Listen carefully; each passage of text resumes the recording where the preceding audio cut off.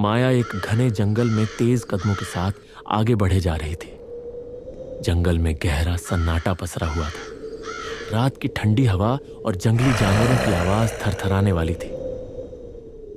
अमावस की काली गहरी रात में माया खुद से ही बड़बड़ाती हुई अपनी मंजिल की ओर बढ़ रही थी। उसके चेहरे पर गहरी उदासी थी। जैसे ही वह जंगल के बीचों बीच पहुंचती है तो उसे एक शोर की चीख सुनाई देती है। वह घबरा जाती है, लेकिन बिना आवाज का पीछा किए माया और भी तेज कदमों के साथ आगे बढ़ने लगती है। थोड़ी दूर चलने पर उसे सामने एक शमशान में अघोरी बाबा बैठे हुए दिखते हैं, जो अपनी शमशान क्रिया में व्यस्त थे। अघोरी बाबा जैसे ही माया को देखते हैं, गुस्से में उठ खड़े होते हैं। मूर्ख औरत, यहाँ क्या करने आई है? क्या तू जानती नहीं इस समय यहाँ आना मौत को बुलावा देने जैसा है? बाबा, मुझे आपकी मदद की बहुत जरूरत है। क्या आप मेरी मदद करेंगे? चली जा यहाँ से, वरना मैं तुझे जला के भस्म कर दूंगा। माया डर से कांपने लगती है, परंतु हिम्मत दिखाकर बोलती है, नहीं बाबा, मैं यहाँ से खाली हाथ नहीं जाऊंगी। चाहे आप मुझे मार दीजिए, ऐसी जिंदगी से तो अच्छा मैं मर ही जाऊं। बाबा ये सुनकर माया के पास आते हैं और उससे पूछते हैं, बता, क्या चाहिए तुझे? क्या मदद चाहती है तू मुझसे? मैं भी अघोर विद्या सीखना चाहती हूँ। मुझे भी अघोरी बनना है। पागल हो गई है क्या तू? अघोरी बनना बच्चों का खेल नहीं है। मांस खाना पड़ेगा, संसार का सुख छोड़ना पड़ेगा, दिन रात तपस्या करनी पड़ेगी, सभी रिश्तों को छोड़कर एक सन्यासी का जीवन जीना होगा और भूत प्रेतों के बीच शमशान में रहना होगा। क्या तू ये सब करने को तैयार है? माया के चेहरे पे घबराहट और डर साफ झलक रहा था, परंतु उसने बिना वक्त लगाए तुरंत जवाब दिया, मैं तैयार हूँ। आप जैसे जैसे बोलेंगे मैं वो सब करूँगी। बस आप मुझे अपनी शिष्या बना लीजिए। मुझे किसी भी हालत में अघोरी बनना ही है।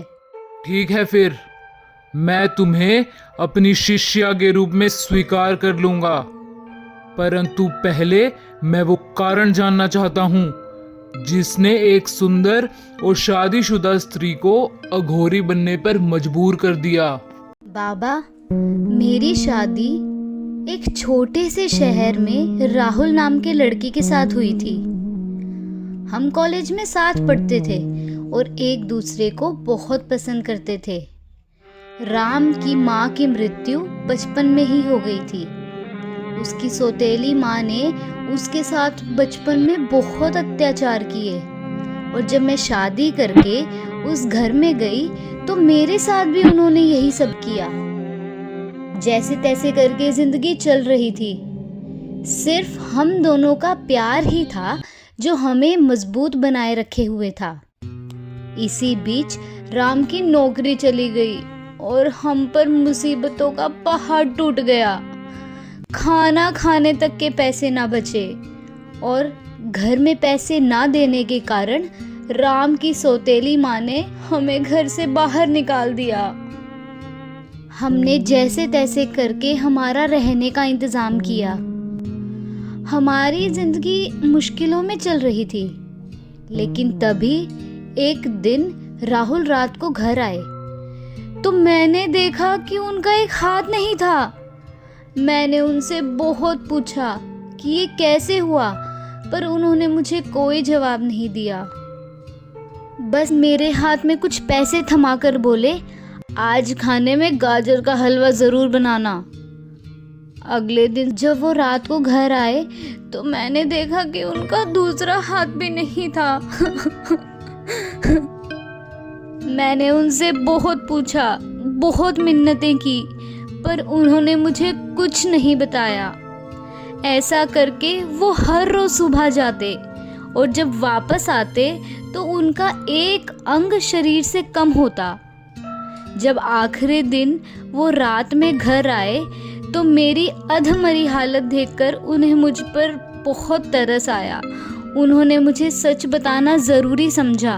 उन्होंने मुझे बताया कि उन्होंने अपना शरीर और अपनी आत्मा को एक तांत्रिक को बेच दिया है और उनके बदले तांत्रिक उन्हें हर रोज़ कुछ पैसे देता है। राहुल रोज़ उनके पास जाते और वो तांत्रिक राहुल के शरीर से रोज़ एक अंग काट के बलि चढ़ाता और फिर उसे खा जाता, और ये कि आखिरी दिन वो तांत्रिक राहुल के शरीर से उसका दिल निकाल कर खाएगा, जिसके बाद राहुल की आत्मा हमेशा के लिए उस तांत्रिक के कब्जे में हो जाएगी। मैं इसीलिए अघोरी बनना चाहती हूँ, क्योंकि मैं मेरे पति की आत्मा को उस तांत्रिक के कब्जे से छुड़वाना चाहती हूँ।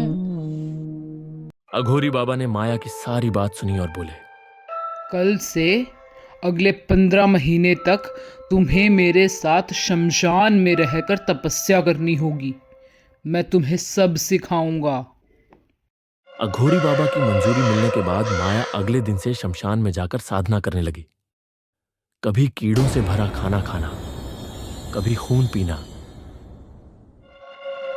कभी आधी जली लाशों का मांस खाना, कभी जंगली जानवर की खाल पर बैठकर घंटों मंत्रों का उच्चारण करना।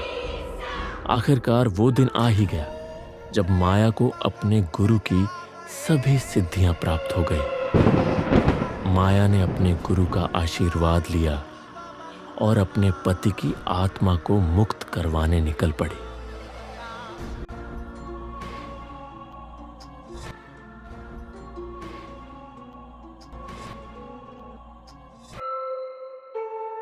उठ तांत्रिक, मेरे राहुल की आत्मा को मुक्ति दे, वरना मैं तुझे यहीं जलाकर भस्म कर दूंगी। तू मारेगी मुझे? तू जानती नहीं है क्या कि मैं कौन हूँ? मैं चाहूँ तो अभी तुझे मार सकता हूँ, पर मैं कमजोर लोगों पर वार नहीं करता। मैं कोई कमजोर औरत नहीं हूँ। मैं भी अब एक अघोरी हूँ, और अगर तू अपनी जान की सलामती चाहता है तो मेरे राहुल की आत्मा को मुक्ति दे दे। माया की बात सुन तांत्रिक को गुस्सा आ जाता है। वो पास पड़े एक कंकाल पे मंत्र फूंकता है और कंकाल जिंदा हो उठता है। जैसे ही कंकाल माया पर हमला करने के लिए आगे बढ़ता है, माया कुछ मंत्र पढ़ती है और उस कंकाल के टुकड़े टुकड़े हो जाते हैं। तांत्रिक ये देखकर घबरा जाता है और माया से बोलता है, ये आखिर कैसे कर सकती हो तुम? भला मेरे जादू को कैसे हरा सकती हो तुम? वह कुछ भी बोल पाता उससे पहले ही माया ने फिर एक बार जोर जोर से मंत्र पढ़ा और तांत्रिक हवा में उड़ने लगा और उसका एक हाथ उसके धड़ से अलग होकर गिर पड़ा। अब तांत्रिक को समझ आ रहा था कि राहुल को उस तांत्रिक की वजह से कितना दर्द सहना पड़ा होगा। तूने राहुल के साथ ऐसा क्यों किया था? मैं दुनिया का सबसे शक्तिशाली इंसान बनना चाहता था, जिसके लिए मुझे एक ऐसे इंसान की बलि देनी थी जो सच्चा और साफ दिल का हो। तभी मैं राहुल से मिला और उसको पैसों की बहुत ज़रूरत थी। मैंने उसको 2 करोड़ रुपए दिए और उसके बदले उसका जिस्म और आत्मा खरीद ली। माया, मुझे माफ कर दो। इतना कहकर तांत्रिक ने कुछ मंत्र पढ़े और राहुल की आत्मा माया के सामने प्रकट हो गई।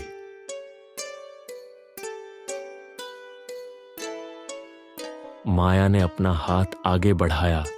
राहुल ने उसके हाथ का स्पर्श किया, मानो वो माया को धन्यवाद दे रहा हो, और दूसरे ही पल उसकी आत्मा आसमान के गहरे अंधेरे में विलीन हो गई।